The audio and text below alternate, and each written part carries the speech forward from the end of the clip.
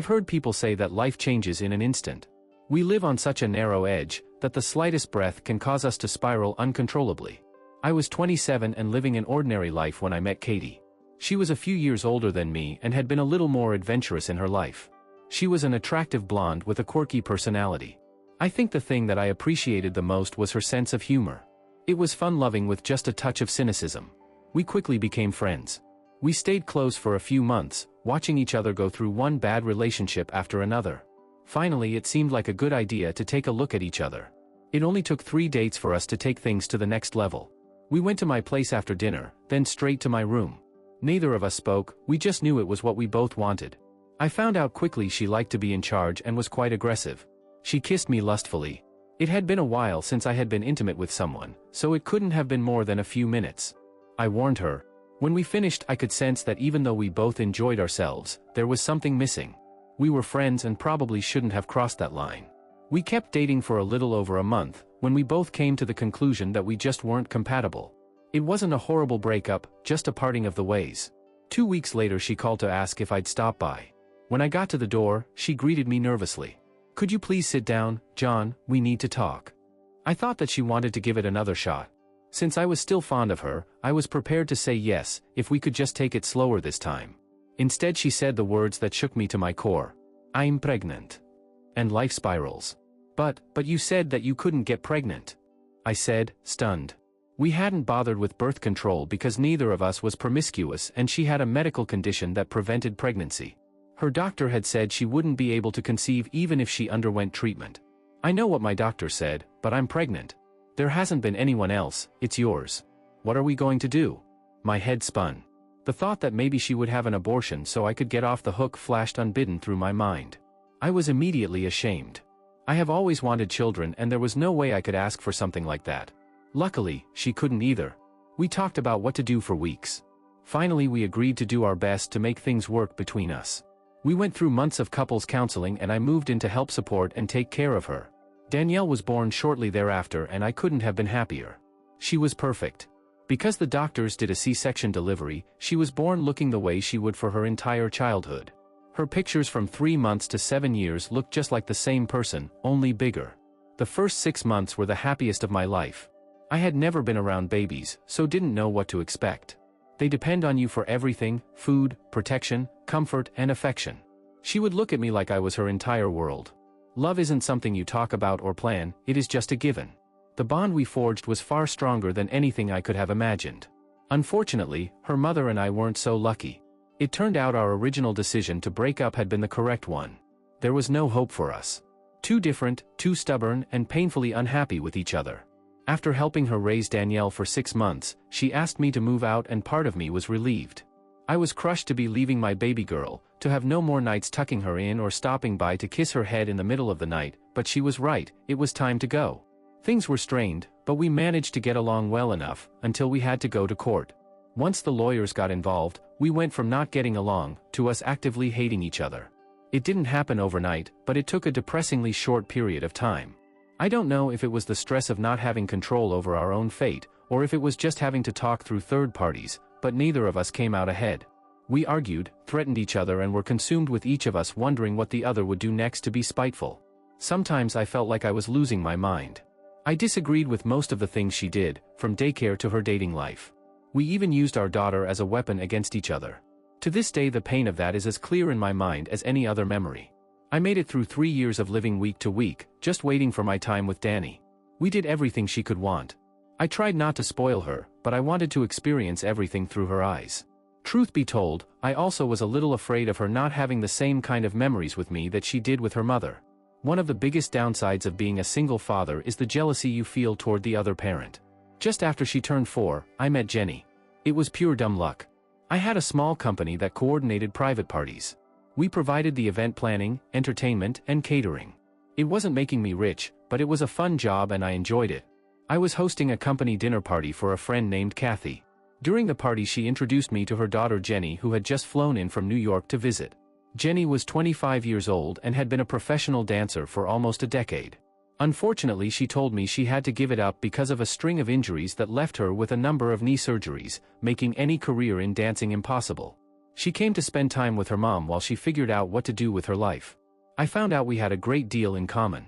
Talking with her was like hanging out with someone I'd known for years. However, while I found her very attractive, I also believed in the axiom that you don't mess around with clients' daughters, so was content to make small talk. Usually I was nervous around women I was that attracted to, but I guess my feelings that nothing could happen allowed me to relax and be myself. We talked for over an hour and I was enchanted. At the end of the night I felt a pang of regret when I had to go home by myself. 2 days later my cell phone rang. I didn't recognize the number, so hoped it might be a potential client. "Hello," I said pleasantly. "Hi, it's Jenny. I was wondering if you were busy tonight. I don't know anyone here, but I wanted to see the city. Would you be interested in showing me around?" I tried to sound nonchalant, but probably failed miserably. My stomach was doing cartwheels.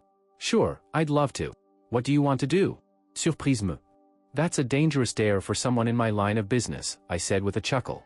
The moment I hung up the phone, the wheels started turning. Working in the entertainment business, I'd made great contacts all over the city. I made several calls and came up with what I thought would be the perfect date. When I showed up at her mom's place to pick her up, I was floored. She was beautiful at the party, but I underestimated just how beautiful. When she was made up to go out on the town, she was an angel. Long curly black hair, brown eyes, beautiful lips that curled at the ends into just the hint of a smirk and freckles.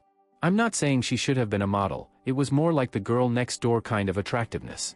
She was definitely the most beautiful woman I'd ever been out with. We went to the art museum, then to the ballet. It must have been amusing for her. I don't know anything about art and even less about the ballet, so she spent the bulk of the date explaining things to me. I wasn't sure if I was endearing or annoying, but she seemed to enjoy educating me about culture.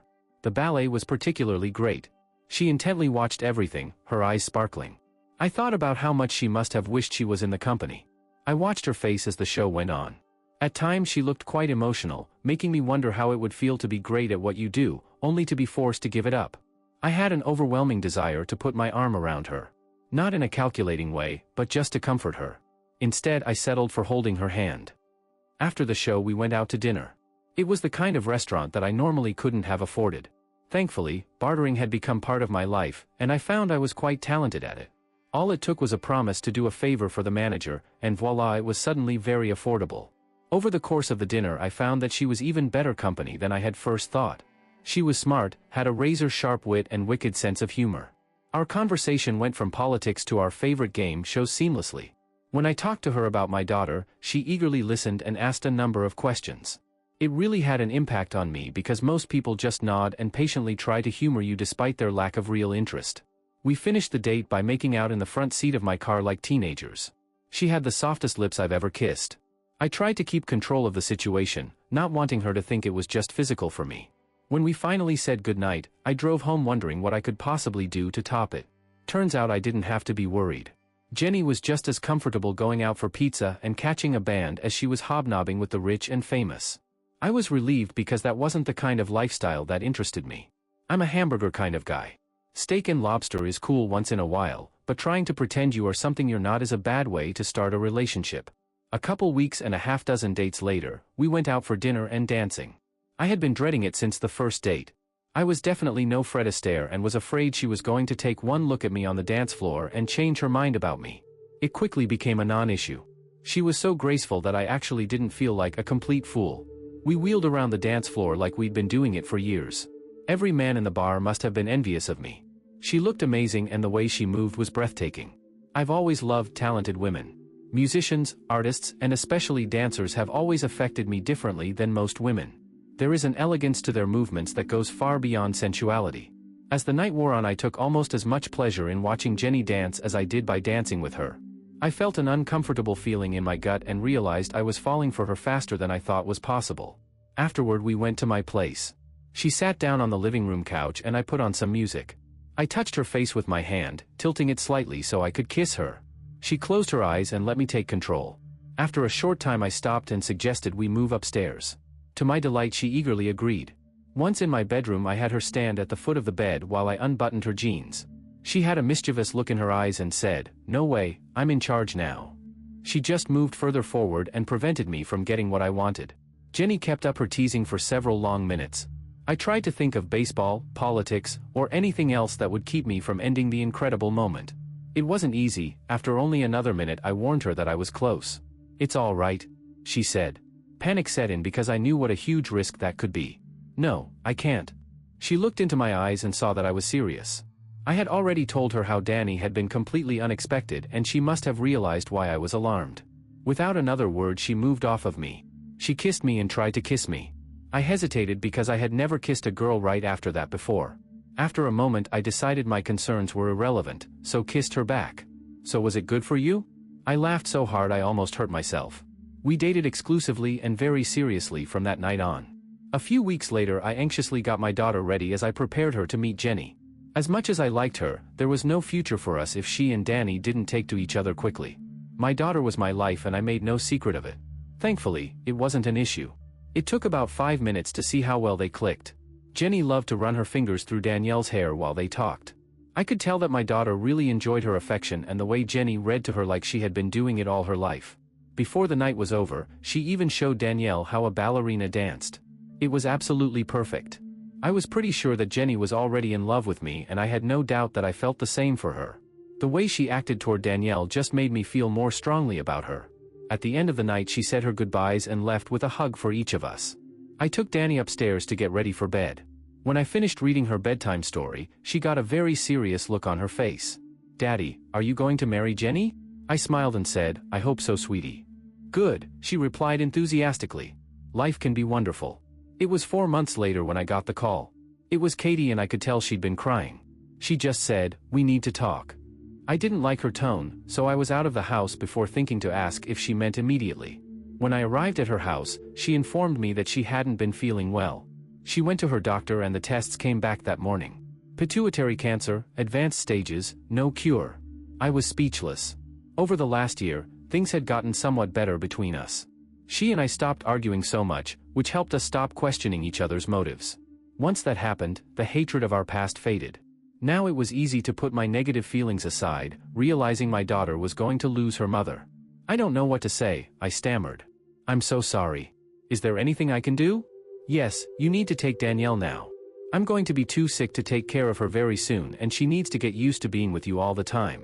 She's all I'm leaving behind and I want her to be happy." I could only nod my head as the tears welled up in my eyes. 3 months later she was gone. Danielle was devastated. She couldn't understand why and I couldn't explain it. It took months to see her return to her old self. I felt so helpless. Jenny understood the situation with Danielle and spent as much time with her as possible. They grew very close and I could tell there was a bond growing that eased my daughter's pain. I don't know how I would have made it through that time without her help. I waited 6 months to propose, out of respect to my daughter. I was afraid she would think I was trying to replace her mom. When I finally was sure the time was right, I asked Danny first, to make sure there wouldn't be any problems. She seemed very happy about it, anxious for something positive to look forward to. The first thing to do was get the ring. I know in this day and age men are supposed to let the woman pick out the ring so she can get exactly what she wants, but I'm old-fashioned. I wanted to surprise her with a ring and I wanted it to be one she would love. I found out early in the relationship that Jenny had a thing for yellow roses. She couldn't get enough of them. Over the months I surprised her with bouquets, figurines, and even a professional painting done by a friend. Surprisingly, she never seemed to tire of the gesture. It became kind of a game between us for me to find new ways to surprise her. I talked to an artist I had worked with in the past and had him put together a design that we both thought was exceptional. I had the number for a jeweler who owned his own shop. When he got married a couple years earlier, I had to step in at the last second and fix a mess another company had created. He was so happy that he promised to do anything he could to make it up to me. After walking me through my options, he agreed to give me a break on the price so I could afford it. He beat me up badly for future favors, but it all worked out. Then next thing was to work out a plan. I thought about a public proposal, but couldn't figure out how to do it right, so decided it would be best to do it in private. I wanted to somehow include Danielle. I had read that kids sometimes feel helpless when their parents remarry. Since they have no say in the decision, they can resent the spouse. I decided to ask her to help, both because I thought Jenny would love it and to make her feel more involved. She was very excited to be my co-conspirator. I took Jenny out to see a concert pianist who was touring the States. He was in town for one night only and I was able to score very good seats.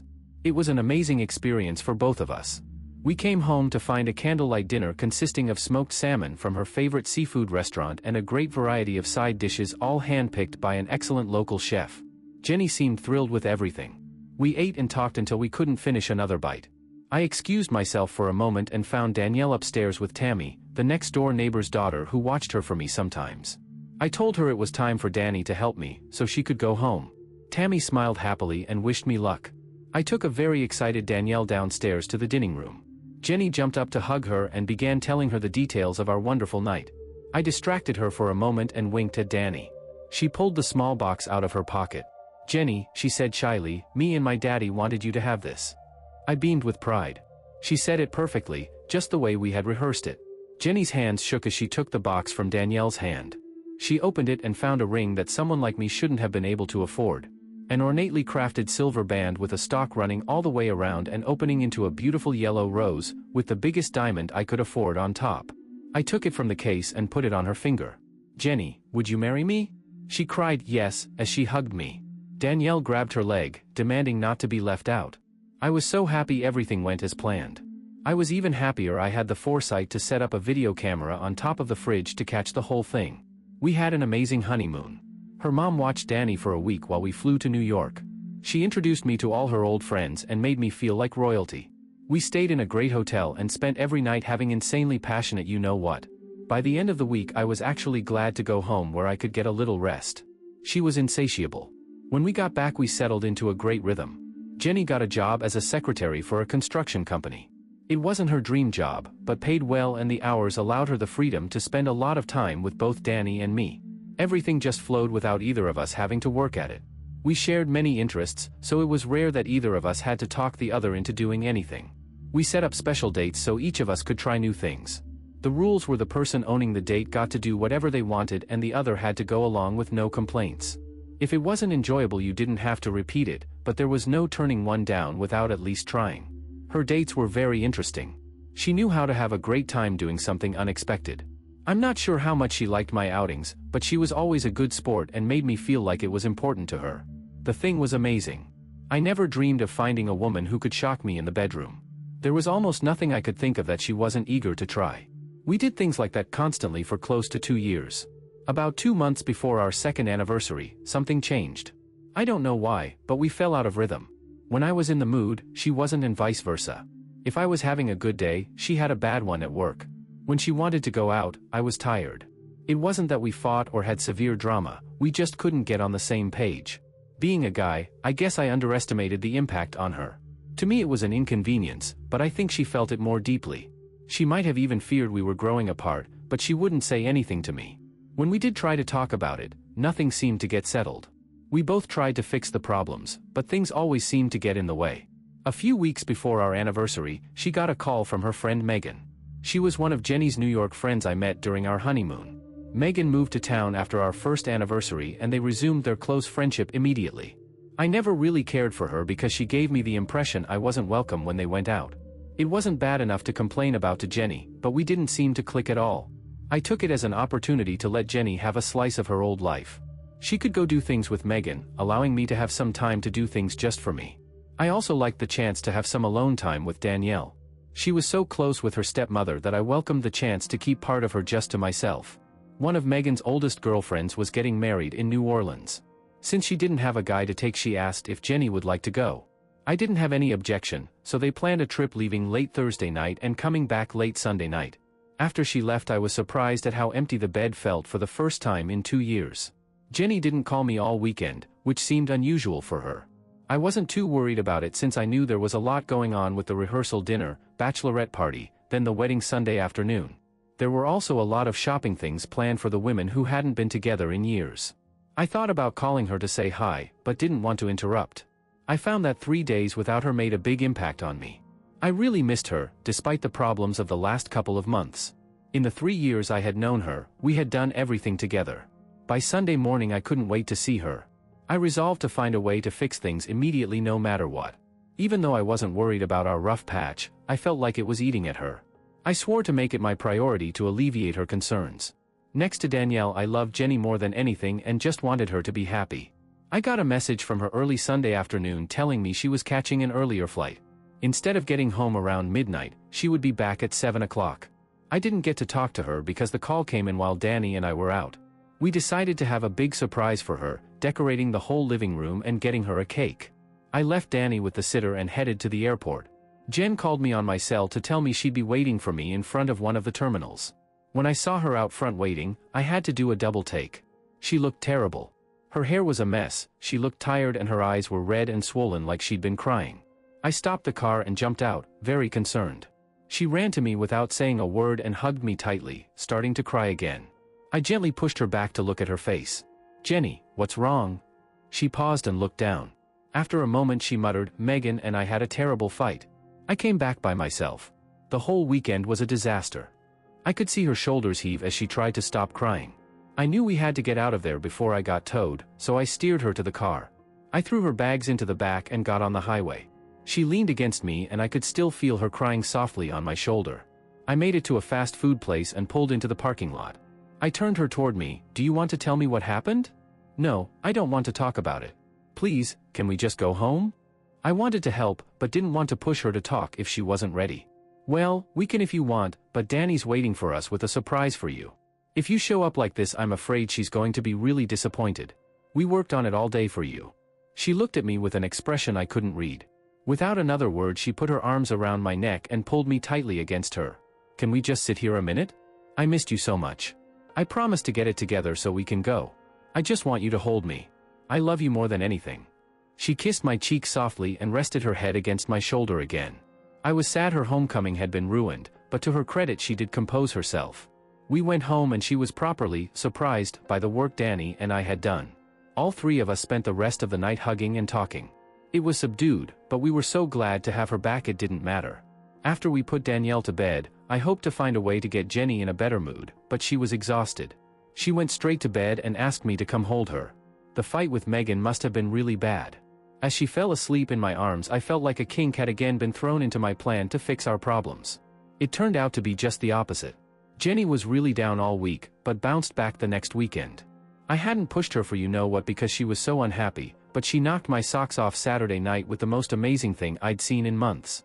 She was so energized and eager to please me that I felt like I wasn't doing my part. That seemed to be the end of our troubles. For the next 6 months things were great and she was the perfect wife. For my part, I tried my best to make her feel as loved as she was making me feel. Our caring about each other put all the troubles behind us and we regained our rhythm. So now you're saying to yourself, everything's perfect, how'd you get here? Well, that's easy. I'm a pervert.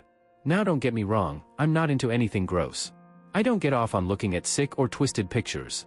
It's just that despite the fact I have a wonderful wife who fulfills every fantasy I ever had, I like checking out adult websites from time to time. It's harmless and I figured it was better to occasionally get off looking at a pretty girl than constructing some fantasy about someone I knew. Fantasies seemed more like doing something that could undermine my marriage. I don't do it a lot, maybe a few times a month. My favorites are the amateur sites. Nothing turns me off more than a professional stripper with tens of thousands of dollars worth of plastic surgery pretending to enjoy herself. One Friday night, almost 6 months after our second anniversary, Jenny took Danny out to see a movie. While they were gone, I was goofing around on my computer. I checked my email and saw a new message. It simply said, "The best party video ever." At first I thought it was spam, but the address was from a Hotmail account, so I opened the message. Instead of a link or advertisement, it said, "John, I know you like these. This is one you'll never believe," and had a URL. I was perplexed. Who the hell would send me a message like that? They knew me well enough to know what websites I enjoyed, but I had no idea who the address belonged to. I decided to check it out. A site popped up that advertised great videos of women doing it with the strippers. There were 3 sample videos. I loaded the first and it was pretty typical. The second was a little hotter, but still hadn't lived up to the praise. Then I clicked on the third. I waited for 5, maybe 10 seconds and then the video opened. It was about 45 seconds long. At about the 20-second mark, it focused on an attractive male stripper who looked to be college-aged. He was with some impossibly hot brunette while she was with the woman in front of her. "Son of a B," I said, shocked. The girl was Jenny's friend, Megan. She was beautiful with long blonde hair. I couldn't see anything else because the woman in front of her was in the way. "Damn," I muttered. I wasn't sure if I should enjoy this or not. Although she was beautiful, I didn't want to see one of Jenny's friends naked. That kind of image could lead to bad things. On the other hand, it was impossible to tear my eyes from the screen. The scene was incredibly erotic. Suddenly the cameraman walked to the side of the 3 and the bottom fell out of my world. "Jenny!" I cried as I felt like I was going to pass out. Life is a hateful, vindictive bee. I had never dreamed of dealing with so many emotions at once. I was angry, jealous, and crushed along with 100 other emotions I couldn't even identify. I had to be sure, so I clicked on the link again. It came up the same as before. When the cameraman moved to the side, there was my wife, plain as day, going down on her friend while being with a stripper in front of 40 or 50 women and on video. With shaking hands, I whipped out my credit card and bought a 30-day trial. It took a minute to find the full video, but I did. I recognized the room from the sample. I looked on feeling utterly sick to my stomach as I watched. The camera panned around to a lot of different people getting naked, but I didn't see Jen or Megan. Finally, I did catch a glimpse of Jenny sitting at a table with an embarrassed look on her face. When she appeared again 5 minutes later, she was laying on the stage with Megan. Jenny was wearing a skirt and her underwear were still on. Jen had her blouse partially unbuttoned. I saw the stripper say something to her. I couldn't hear it over the music, but it didn't matter because it was easy to read his lips. I was utterly shocked to see him mouth, "Come on Jenny, please." Holy F. How the hell did he know her name? A voice screamed in my head. Seconds later she turned to him and willingly did what he wanted. Jenny started moving her hips wildly again. Megan leaned closer and talked insistently. The action continued for another 20 seconds, then the camera cut away to another couple. I fast-forwarded through the rest, but Jenny wasn't on the video after that. When it ended, I checked to make sure there were no other videos of the party and then tried to get myself together. I looked at the file, it was listed by the date. I looked at the calendar on my computer and confirmed that it was the weekend that Jenny went to New Orleans. I sat there for at least 15 minutes staring at the screen. I had never felt so lost in my life. I heard a car in the driveway and jumped up to look through the window. It was the girls. Watching Jenny step from the car laughing without a care in the world hit me like a punch to the gut. Anger replaced my sadness and my entire body trembled from the adrenaline. Quickly I went back to the computer and started the video again. I moved it forward to about where I saw the action and was rewarded with just the right moment. I hit pause and went to the living room. They walked in laughing. Danielle ran to me and jumped into my arms. I held her tightly, knowing I was about to shatter her world, possibly forever. She sensed something because she immediately asked me what was wrong. I couldn't look at her face as I firmly told her to go upstairs to her room and close the door. She looked upset, but obeyed me. Jenny was very alarmed. She probably thought there had been a death in the family or something. I didn't say a word, but walked back into the study. She followed me demanding, "John, will you tell me what the hell is going on?" When we reached the computer, I grabbed her shoulders with both hands and turned her to face it. I took no pleasure in seeing all the color drain from her face as she saw a perfect still of herself being effed from behind while going down on Megan. There was no response from her for several moments. I saw her shoulders move several times before I was able to hear her sob. Quietly she spoke without turning, "John, I'm so sorry. Please forgive me." I tried to keep my rapidly building anger in check. Was it just the one time? Already knowing the answer. She looked at the floor. No, it happened the night before. Then again at the party. With Megan and the stripper? She nodded, her eyes never leaving her feet. What about the next day? Whose bed did you sleep in after the party? It was only a guess, but I was pretty sure it was a good one. She didn't answer me, she just cried louder. Well, that's just great. I bring you into my house, tell my daughter to trust you, and you turn out to be this? I hissed, pointing at the screen. Was it good? Was it worth the end of our marriage? She cried louder and still hadn't looked at me. It didn't matter. My anger was out of control and I wasn't in the mood to feel pity. This is how it's going to be, you good-for-nothing SL. You have 5 minutes to have your stuff packed and be out of my house. When I get to 5 minutes and 1 second, if you're not out the door, this video gets sent to your family, then your friends and then your work. Once you leave, you are never to contact me again. Our lawyers can do the talking. I could see her flinch as she took each word like it was a punch. I heard her say between sobs, "What about Danielle?" That broke the dam. "Don't you ever say my daughter's name again, you!" I yelled. "When you are gone, I'll tell her as nicely as possible what a piece of trash you really are. You chose your party friends over us. You are never to contact her again or I'll get a restraining order and have you arrested." She finally turned to me with a look of utter pain. "You can't do that. She's like my own daughter. I've helped raise her." I had already thought of that. "Well, since we never got around to getting adoption papers drawn up, you have no rights at all. I guess you weren't thinking about her when you did what you did." I saw her cringe at the reference. I knew I was too loud, but I couldn't stop myself. "Please don't do this to me, to us. I'm begging you to give me a chance to explain. It's been 6 months and I've done everything I could to make it up to you. I had finally reached the point where I couldn't stay that angry and started to calm down a little, which let me regain my control. So because you lied to me for 6 months and I didn't find out until now, I'm supposed to give you a pass? How do I know how often it's happened? Why would I trust a lying WH in the first place? Even if I did trust you, I don't give a shit. You F them, you made your choice. Then I began counting out loud, 1, 2, 3, 4. Please John, I'm so sorry. I'll do anything for another chance. Please don't do this. 10, 11, 12. I started to think she wasn't taking me seriously, so I sat down at the computer and pulled up my email account. I addressed a new message to both of her parents and sister Nicole, then typed, "The truth about your daughter," into the message field. Finally I clicked on. I didn't even look over my shoulder as I continued counting, 22, 23. With a frustrated cry she fled the room and ran upstairs. I waited a minute to stop myself from falling apart and then followed. I stopped at the top of the stairs, just out of sight, and listened to her frantic packing. I checked my watch and saw the time to be around 3 minutes. Then I heard something that made my heart break. "Jenny, where are you going?" Danielle had come out of her room to see her stepmother packing in a panic while crying loudly. "I'm sorry baby, I have to go to Aunt Nicole's house for a while. I did something very bad and hurt your daddy. It's all my fault, not his." I thought I had reached the limit of the pain I could feel until I heard Danny say through her tears, "Did you say you're sorry? If you say you're sorry he has to forgive you. Please don't go." My anger drained completely as I sank to the floor and cried openly. I forgot all about the watch. Jenny spoke again, "It's too late for that. I'm so sorry, sometimes grown-ups do things that are so bad that saying, 'I'm sorry,' isn't enough." Danny wasn't giving up, "But I don't want you to go. Don't you love me anymore?" I was actually kind of proud when Jenny dropped her suitcase and stopped crying for a moment, her only concern being for Danielle. "I love you more than anything. I love you this much," and moved her arms all the way apart. "I have to go now, but you be brave. Maybe someday your daddy can forgive me. But you always remember that this is my fault, not his. He loves you more than anything. I wish I could explain, but I have to go." I couldn't take it anymore, so I stumbled to the bottom of the stairs and called out, for 41, 42, 43. I heard more rushed talking, then the sound of someone coming down the stairs fast. Jenny passed me, then paused and turned. "John, I don't blame you for this. I know I deserve it. I'm so sorry I hurt you. I'll love you forever." For 55, 56. She turned and lunged for the door. When it closed behind her, I went up the stairs to comfort my little angel. I couldn't even focus on the pain I was feeling. I knew what I had done had ripped the heart right out of my little girl.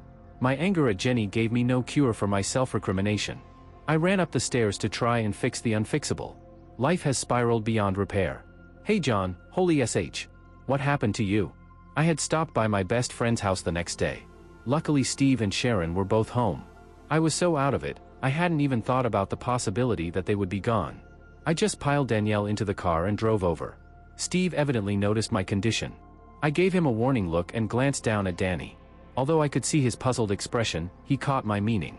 He kneeled down in front of her and put his arms out. "How are you, young lady?" She dove into his arms crying. Jenny went away. Steve looked up at me shocked. He started to say something, but I stopped him by quickly shaking my head no. When she calmed down a little, he suggested she run upstairs to see Tyler. He was Steve's son and was just younger than Danielle. They had been best friends since her mom's death. When she was out of sight, I tried to speak, but this time he shook me off. He turned and walked from the room. A few seconds later he walked back with Sharon, who looked very concerned. We sat down across from each other and she spoke first. "John, you look terrible. What's going on?" I took a deep breath. "Jenny's gone. I told her to leave last night." "What?" came the startled response from both of them. I thought I had decided how to explain this, but couldn't seem to remember a word of what I'd rehearsed. "She cheated on me. I found out about it last night." I put my head in my hands trying to get my emotions under control. It was definitely a losing battle. Sharon recovered enough to ask, "Are you sure?" "I just can't believe that. I know she loves you and Danny more than anything." I thought about telling them everything, but decided it would be too painful. It would also be very uncomfortable for them because they had been friends with Jenny since we began dating. No matter how pissed off I wasn't expecting them to hate her also. I settled for being vague. "I don't want to talk about specifics, but yes, I'm sure. There were pictures, plus she admitted it. I don't know if it was an affair or not, just that it happened about 6 months ago. There probably have been other instances. I can't imagine she would do something that bad on a whim. It seems more likely that it has been going on for a while." Their phone rang, interrupting any further conversation. Sharon grabbed it and started talking. Steve asked me a few quiet questions, but didn't seem to want to discuss anything important without Sharon there also. She had taken the phone into the kitchen so I couldn't make out what she was saying. She walked back into the room carrying her coat. That was Nicole. She said Jenny is a wreck and she needs my help. John, would it be okay with you if I went? Nicole was really upset and I think I should try to help if I can. I couldn't see what her staying would accomplish so I just shrugged. She looked at me intently. I love both of you and I'd like to help if I can. Is there anything you want me to say about you or Danielle? I looked at her with determination. I can't control what you and Steve do or say to her, that's not my business. I want to be clear though, she's not welcome in our lives. Anything I say to you two, I expect to be between us. If you feel like that's putting you in a position you are uncomfortable with, you need to let me know. They both looked at me surprised. I don't think they understood the depth of her deception or my resolve. It was tough not to be totally honest with them, but I was certain they would rather not know. Sharon kissed Steve and left. We didn't talk about anything important for the next few hours. Since the kids were entertaining themselves, we watched a basketball game. It seemed trivial, but I guess anything would at that point. About 7 o'clock Sharon came back. She didn't waste any time letting me know I was in trouble. John, please tell me it isn't true. Steve looked surprised. Honey, what's wrong? Sharon didn't take her eyes off of me. John? What should I have done, Sharon? Apologized for not being enough of a man to keep her happy? I said sarcastically. I knew the second I said it that it was a big mistake.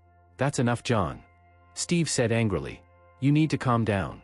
Turning to Sharon, he asked, Honey, what's going on? It was terrible. Jenny was hysterical. She said John didn't just throw her out. He told her that he wouldn't talk to her anymore and would get a restraining order so she couldn't come near Danielle. Then he told her she had 5 minutes to pack and get out or he'd email the pictures to her family and work. She turned back to me. She said you sat there counting out loud, even when she had to say goodbye to Danny.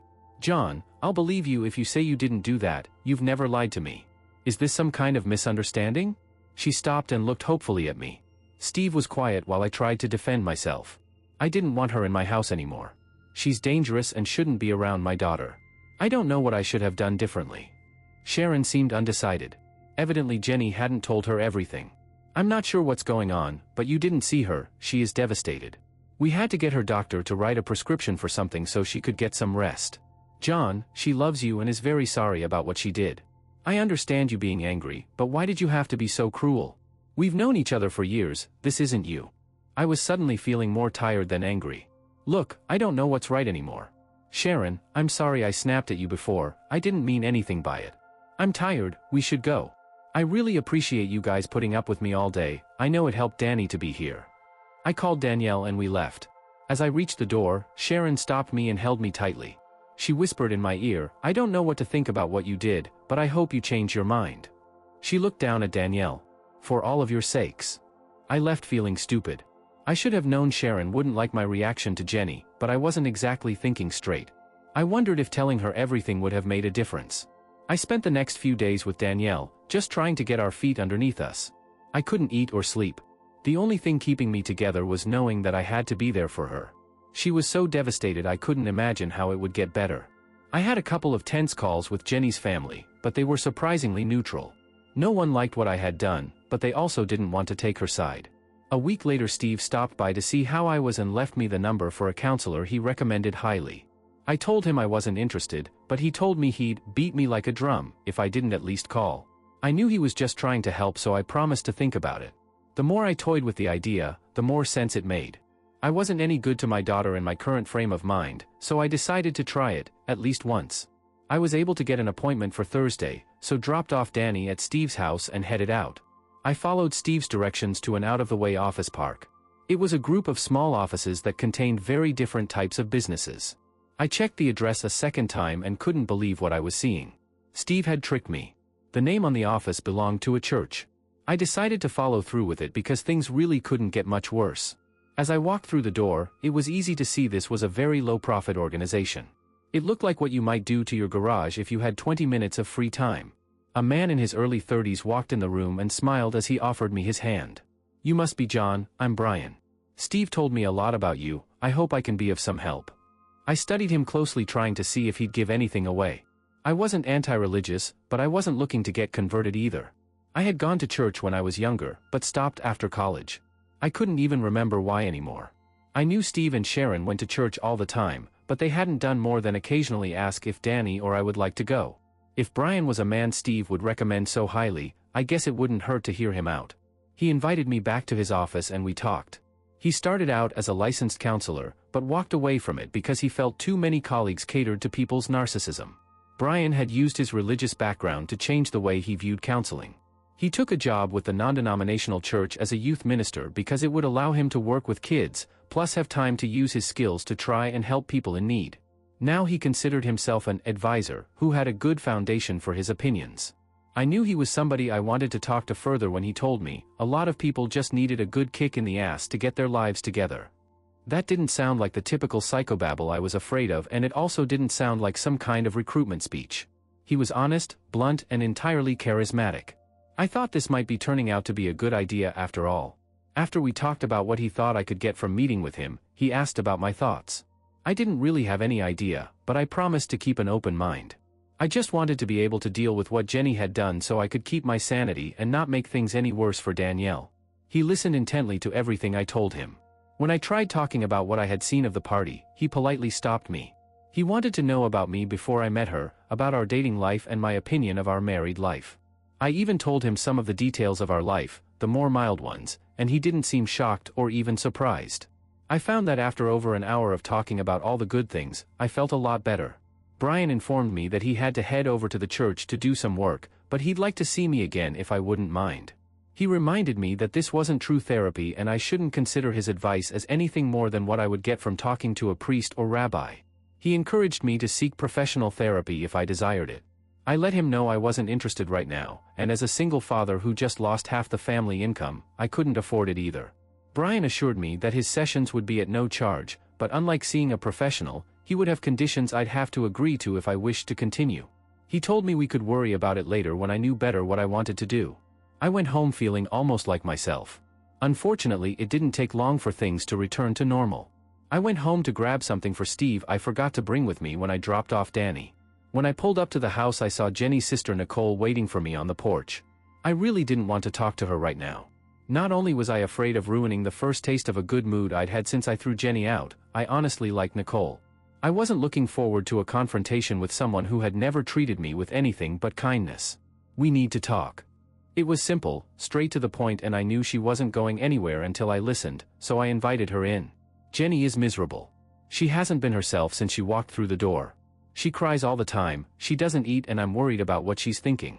She took 2 weeks of family leave from work, but I don't believe she's planning on going back. She told me what you found out and I understand your anger. She paused before continuing, but this punishment of yours is too much. Taking Danielle away is cruel. Why would do something like that? You should at least give her the chance to explain what happened. Even if you still want to divorce her, please let her tell you her side of the story.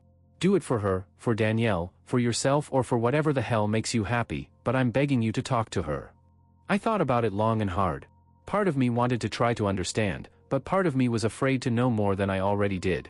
I knew she had done something the night before and the night after the video. I didn't know if I could take the truth. I just can't right now.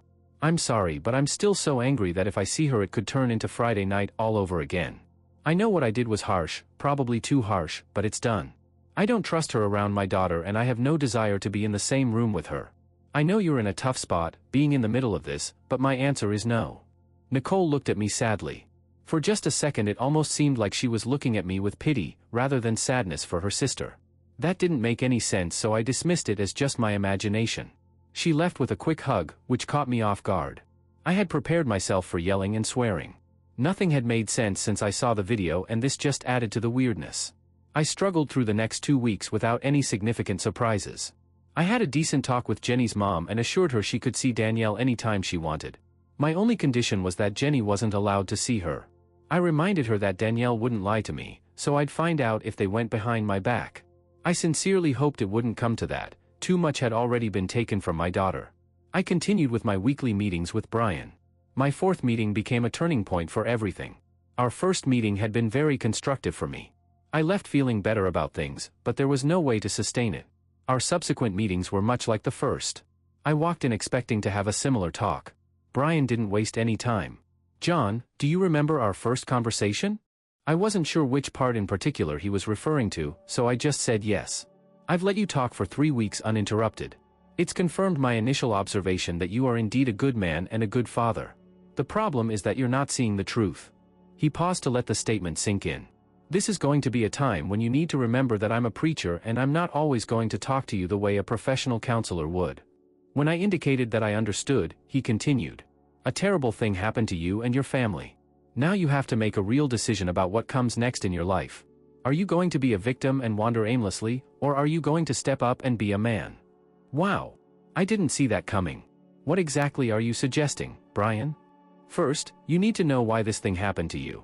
Next, you need to decide what to do about it. Third, he paused again, looking at me firmly, you need to ask your wife to forgive you. If it wasn't for the shock that statement caused me, I probably would have stormed out. Instead, I looked at him stupidly, wondering if this was some kind of joke. I'm not kidding, John. If you are going to recover from this, you need to realize how wrong you were and what it's cost you. Cost me? My wife's behavior cost me my marriage. My daughter's a wreck. Her family can barely tolerate talking to me and my best friends treat me like I have the plague. How can you talk to me about cost? See, now that's the victim I was talking about. Your choices caused all the things you just described. You made your decisions and are living with the consequences. I sit here listening to you talk about how great your life. My anger began to build, so what are you suggesting? I'm wrong for being upset that she cheated on me. Not an affair, not a one-night stand, but a complete betrayal of everything we had. A whole weekend of being AS, doing it in public and doing it with who knows how many men and women. Brian gave me a withering look, but he didn't change his tone as he continued. I never suggested you shouldn't be upset and I never suggested you shouldn't divorce her. You are well within your rights to do both. I said you needed to find out about the reasons for her betrayal and you need to ask for forgiveness. His look changed to something resembling the way I look at Danielle when she's not behaving. People have such a wrong-headed view of forgiveness. It's not the act of alleviating someone's wrongdoing, it's allowing the burden to be taken from you. Right now you are acting as judge, jury, and executioner. You are doing it to a person who you still love and the guilt is ruining your life. When he was sure I was actually listening and trying to make sense out of what he was saying, he continued. There is a true story of a mother whose son was murdered. She lived in grief for several years until she went to see the man convicted of killing him. After meeting him in jail, she forgave him. The simple act of giving up her hatred allowed her to go on with her life. It didn't make her like him or understand what he had done. It didn't change his punishment or the way society treated him. She just needed to get rid of the pain to do something constructive with her life. Think about all the good things you've told me about your wife. How much you loved her and what a positive impact she has had on your life. You tell me if I'm wrong, has this punishment made your life or Danielle's any better? When he saw I wasn't going to defend myself, he continued. Without having to get all biblical on you, any mental health professional will tell you that holding on to your anger is a negative. This vendetta you're on can only keep you mired in the misery you've been feeling. I like you and want to see you get better. I don't believe that's going to happen unless you confront your fears. I don't want to sit here and see you in pain when you have the power to improve things, maybe even get past it. I'd like you to think about everything before we talk about another session. I don't know if it would help for us to meet again until you take steps to get control of your life. I would also like to suggest you think about the idea of inviting Jenny to a session. I think you might find it very helpful in finding a way to work through your pain. I sat there trying to absorb everything he said.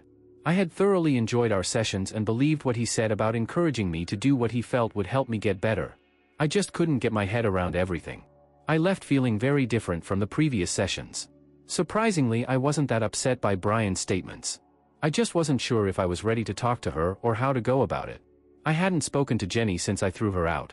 If I took him at his word that it would help me, how was I going to get past what she had done and actually ask her to forgive me?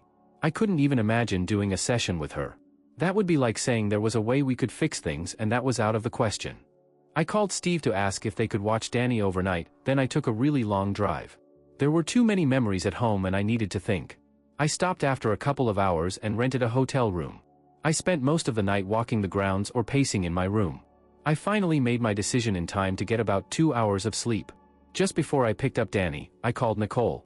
I got a very icy hello. It got much warmer when I asked if we could come over to see Jenny. She told me they'd be home all day. I said she could tell Jenny or keep it a surprise, whatever she thought would be best. On the way I told Danielle that we were going to see her stepmom. I thought about the things I had been told about her not eating and crying all the time and was afraid of the effect it might have on Danielle, especially after losing her mother to cancer. I decided to tell Danielle something to lessen the impact of seeing Jenny so depressed. I told her Jenny had been very sad since I asked her to leave and that Danny needed to take care of her for the day. That's all you have to say to a 7-year-old, she couldn't wait. She solemnly promised to take good care of Jenny and I knew she would be too busy with her responsibilities to be upset. I was so proud of her. When we arrived, Nicole met me at the door with a hug. Thank you so much for this. I've been so worried about her. I just didn't know what else I could do. I warned her, you know this doesn't change anything between us. I just think it's the right thing to do. I didn't want to mention Brian or his offer. It's a start. You need to prepare yourself. She didn't elaborate. Jenny, we have visitors. I heard a gasp from the other side of the room, quickly followed by Danielle screaming Jenny. She ran to her stepmom and threw herself into her, almost knocking Jenny over.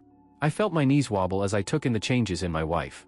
She was painfully thin, looking like she couldn't be more than 90 pounds. Her face was pale and gaunt, making her look half dead. There were dark circles under her eyes indicating she hadn't slept well in days, maybe weeks. Her hair was unwashed, she was wearing wrinkled sweats and there was a listless shuffle to her gait. I couldn't have imagined a more horrifying vision of the only woman I had ever loved. I watched as the two of them hugged and cried. Danielle began talking a mile a minute, trying to catch Jenny up on 5 weeks of events. The scene reminded me of what a shit I had been. Finally, I couldn't take anymore. Jenny? She looked up at me. I have to go out for a few hours, would you like Danny to stay here with you? I wanted them to have time to spend together, but I didn't want her to feel obligated in case she didn't feel up to it. She spoke, her voice sounding as thin as she looked. I'd love her to stay. Thank you. I excused myself and went out. There wasn't anywhere for me to be, but I couldn't stay there any longer. I decided to go home and try to get a short nap. It was a waste of time. I couldn't get the image of Jenny out of my mind. How could she do that to herself? I felt betrayed by her cheating, but I was still living my life.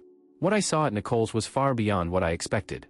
How could someone who thought it was okay to cheat on me be this devastated by the results? When I got back to Nicole's house, she told me that they were upstairs drawing. She thanked me again for changing my mind about her sister and Danny. I didn't know how to respond, so just nodded and mumbled something. I told her I wanted to send Danny down so I could talk to Jenny for a minute. Nicole promised to keep an eye on her. I got to the guest room and saw the two of them acting exactly how they used to. I swallowed my pride and knocked on the open door. Daddy!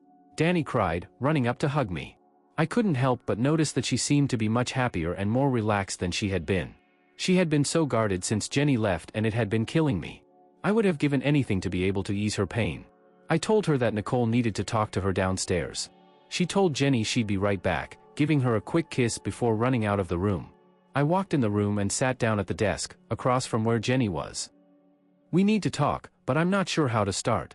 She seemed intent on saying something, but changed her mind. John, I want to thank you for letting Danielle come over. It means a lot to me. I nodded a reply and nervously started talking. I don't want this to be a one-time thing. When she began to speak, I stopped her. Please let me finish. I want you to see her when you want, either at my house or any time I need a sitter. However, there are 3 conditions I have to ask you to agree to. She didn't say anything, but I could see she was nervous about what I might demand. Number 1, there can never be any men over while she's with you. I saw her get ready to defend herself, so I raised my hand asking her to let me finish. I know you're going to say you wouldn't do that, but I have to demand it. If any guy, even one of our friends, wants to stop by, you have to ask me first. Also, Megan can never see my daughter, period. If I find out that you haven't lived up to this, I'll have to stop the visits immediately and there won't be any more chances. I paused and let her know she could answer. There are no other men, John. Even if there was, I wouldn't ever do something like that to her. Megan isn't an issue, I haven't talked to her in months. I nodded to show her I believed what she said. I made sure she was finished before continuing. 2, you have to start taking care of yourself.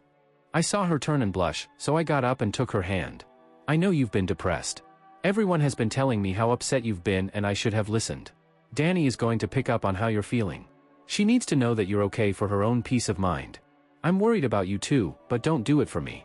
Do it for her, all right? She didn't say anything. I felt awkward talking to her like this, but I thought mentioning how her depression could affect Danielle would be the motivation she needed. Finally, she quietly said she would. I took a deep breath for the hard one. Number 3, I need you to forgive me. I felt stupid saying it. I froze for a moment because I couldn't figure out how I was going to explain it to her. "Forgive you for what?" she said, bewildered. "I'm the one who did this. It's all my fault." She began crying, very quietly. I tilted her face toward me, wishing I could make this easier for both of us. "I want you to forgive me for intentionally hurting you. What you did crushed me. But whatever really happened, I know you never wanted to hurt me. I remember how upset you were when you got back from New Orleans." I saw her blanch at the mention of her trip. "It's obvious that you were sorry it happened. I don't need to know anything else right now. What I did was out of spite. I did it to hurt you and I tried to make it as painful as possible. I'm ashamed of myself for doing it and especially for using Danielle to make it worse. I'm sorry." She looked down at her hands and didn't say anything for a long time. I was beginning to think I had pushed her too far when she finally answered. "I should have told you about New Orleans when it happened. It's my fault you found out in such a horrible way. You didn't have time to think about it, so you tried to hurt me just like I hurt you. I don't blame you for anything. I just wish it hadn't happened. I'd give anything to be able to take it back." She looked at me with so much pain, I had trouble meeting her gaze. "Of course I forgive you." She pulled me close and kissed me on the cheek. It was a small gesture to show me her affection, without forcing me to respond.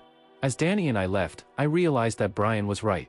For the first time since I saw the video, I felt that some of the burden had been lifted off my shoulders. Nothing had changed, I still had lost my wife, but now I felt like I was finally involved in the decision. Now I had to meet Brian's other requests. I thought about asking Jenny what had happened, but there were several problems. First, I wouldn't know for sure if she was being honest. Second, I might be too emotional, hearing it from her, and I wanted to keep my head straight. Third, I wasn't sure it was the right time for us to discuss this. I didn't want to take the chance of making things worse again. I made a few phone calls and came up with the name of a private eye in New Orleans I could trust. It was surprisingly inexpensive. I had anticipated something more extravagant. Too much television. He got back to me 2 days later with the name, address, and work information of the stripper from the video.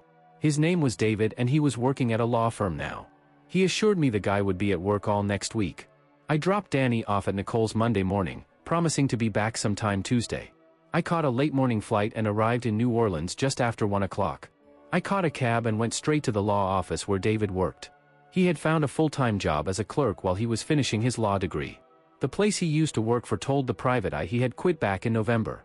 I was nervous as I walked through the doors. It was definitely the strangest thing I had ever done, and I still wasn't entirely sure I wanted to know what he might tell me. I had decided that stopping by his work would give me a decided advantage.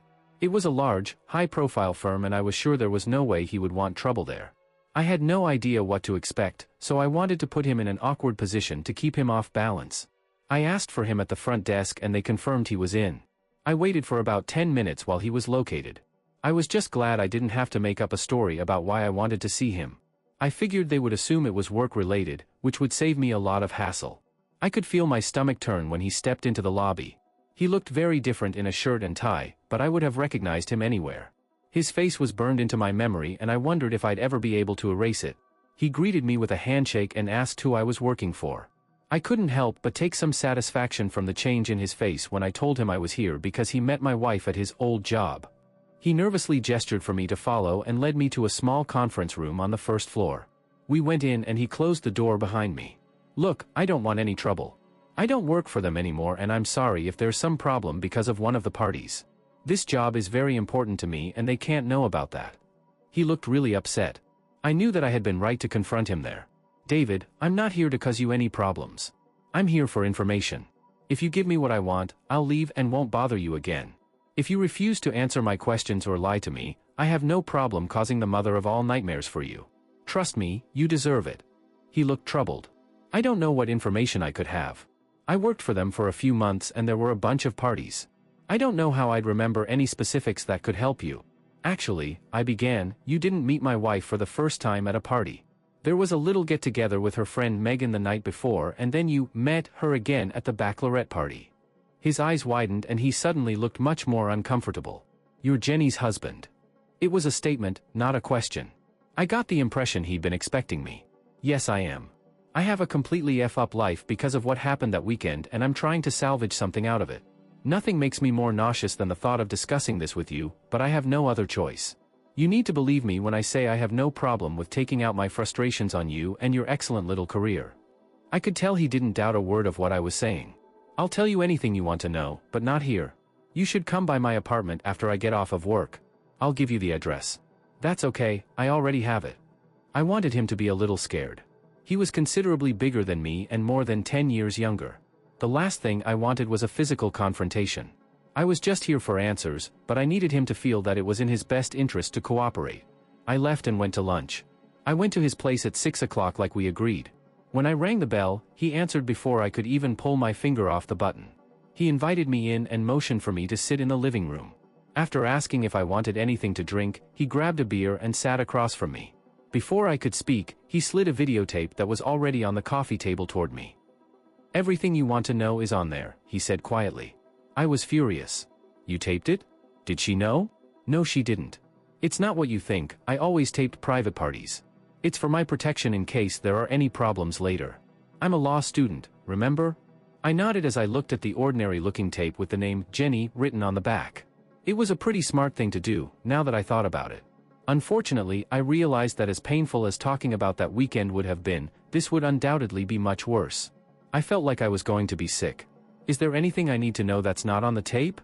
He breathed deeply. "Yes, actually, there's a lot you should know. Megan contacted me the week before they came to town for the wedding. She knew my company would be handling the bachelorette party and asked about hiring me and one of the other guys for a private party the night before. Evidently someone recommended me to the bride by name and she passed it on to Megan. She told me it was mostly for her friend Jenny. She was trying to help her get away from an abusive hole."